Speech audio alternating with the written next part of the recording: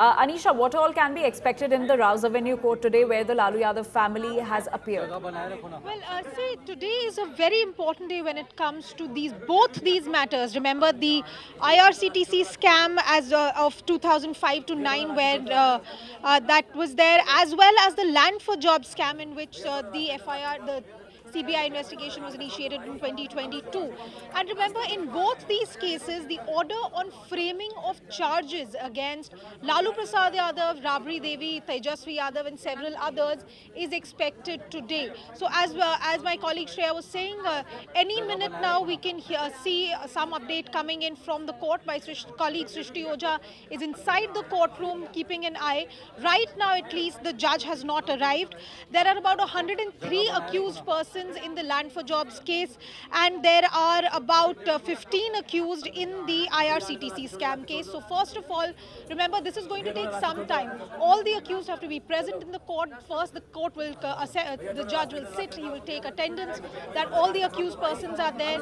Then the order will be read out one by one, which means that first in the IRCTC scam case most likely, and then the Land for Jobs case, this same process will be followed. So for the next several minutes, really, we'll see what is happening in the Rouse Avenue court. On your screens right now, of course, our viewers can see the visuals of the Lalu Prasad Yadav's family, including Tejasvi Yadav, entering the Rouse Avenue court premises with their lawyers.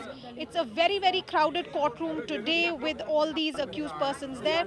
Remember, the entire family, Lalu Prasad Yadav, Rabri Devi, Tejasvi Yadav and several other persons are accused in both of these cases.